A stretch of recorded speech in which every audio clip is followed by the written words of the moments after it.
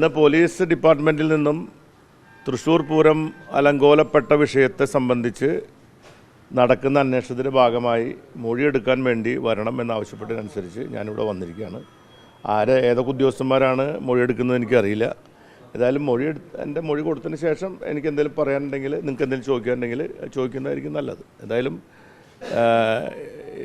ഇതുവരെ ഞാൻ വിചാരിച്ചിരുന്നത് മൊഴിയെടുക്കാതെ റിപ്പോർട്ട് കൊടുക്കുന്നതാണ് വിചാരിച്ചിരുന്നത്. പക്ഷേ ഏതായാലും പോലീസിൻ്റെ ഭാഗത്തുനിന്ന് അങ്ങനെ ഒരു മൊഴിയെടുക്കാൻ തീരുമാനിച്ചത് സ്വാഗതാർഹമായ കാര്യമാണ്.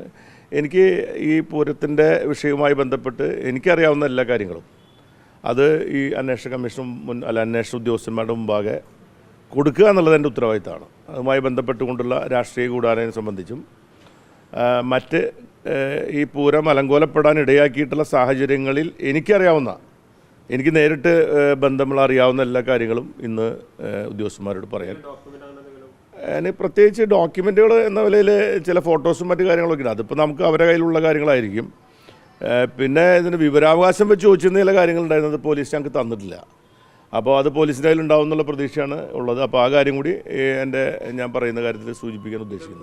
ആ ഗൂഢാലോചന നടന്ന് അട്ടിമറിക്കാൻ ശ്രമിച്ചു എന്നുള്ള പഴയ നിലപാട് എൻ്റെ നിലപാടിൽ മാറ്റമില്ല. അത് രാഷ്ട്രീയ ഗൂഢാലോചന ഉണ്ടായിട്ടുണ്ട്. അത് ബോധപൂർവ്വം അട്ടിമറിക്കാൻ ശ്രമിച്ചതാണെന്ന കാര്യത്തിൽ യാതൊരു സംശയം എനിക്കില്ല. ഭാഗത്ത് RSSനെ പറ്റി RSSും BJPയും അന്നത്തെ സ്ഥാനാർത്ഥി അടക്കമുള്ള ആളുകളുടെ പങ്കാളിത്തത്തെ സംബന്ധിച്ചാണ് അന്വേഷണത്തിലൂടെ കാര്യങ്ങൾ വ്യക്തമാക്കേണ്ടതെന്നുള്ള അഭിപ്രായമാണ് എനിക്കുള്ളത്. അത് ഞാൻ അവിടെ സൂചിപ്പിക്കും. പോലീസിലെ പങ്കുണ്ടെന്നുള്ള ഇപ്പോഴും അത് പോലീസിൻ്റെതായ പങ്ക് എല്ലാ ഉദ്യോഗസ്ഥന്മാരും ഞാൻ കുറ്റം പറയില്ല.